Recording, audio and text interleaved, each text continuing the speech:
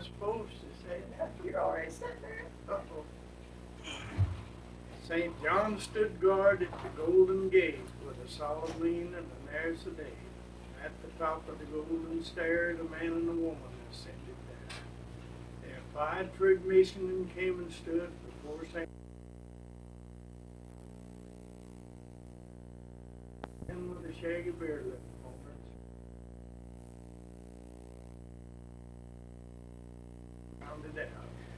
His face was pleasant, and all the while he wore a kind and a genuine smile.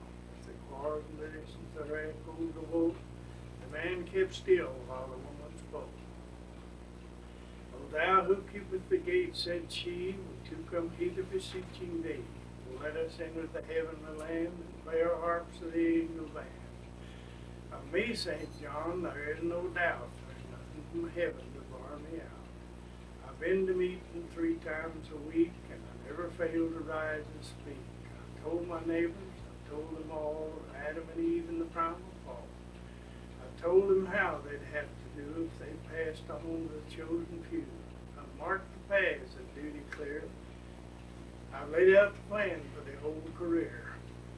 But my old man, and regrets to say, hasn't walked exactly the narrow way. He smokes and swears great faults he's got. I don't know whether you know. He never would pray in earnest hymn, or go to revivals or join in the hymn. I had to leave him in sorrow there, while I was the children united in prayer. He eat what the pantry chanced to afford, while I in the purity sang to the Lord. But if cucumbers is all he got, it's a chance whether he married in them or not. But old St. John, I love him so that the pleasure of the heaven, please let him go. I've done enough of saying I've been, with that atone, can't you let him in? That's a rest.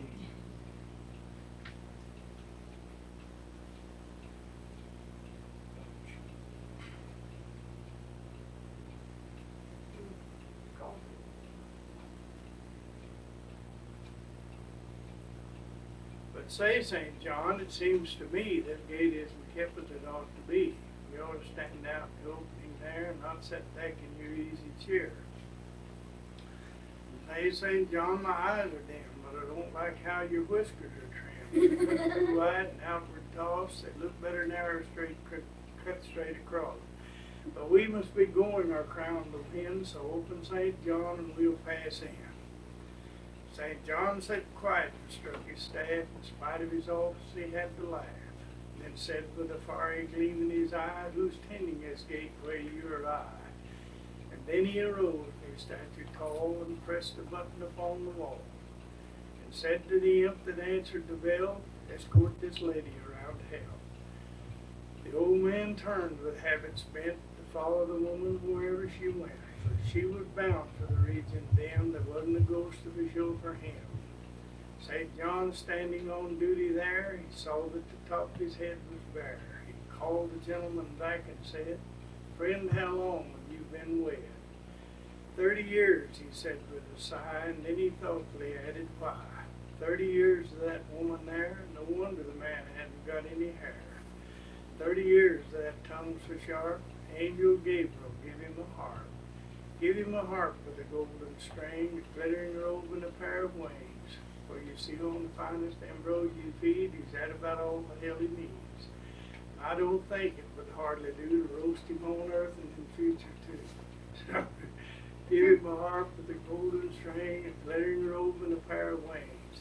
And as he entered the realms of day, he said, this beats cucumbers anyway. And so the scripture has come to pass. The last shall be first, and the first shall be last.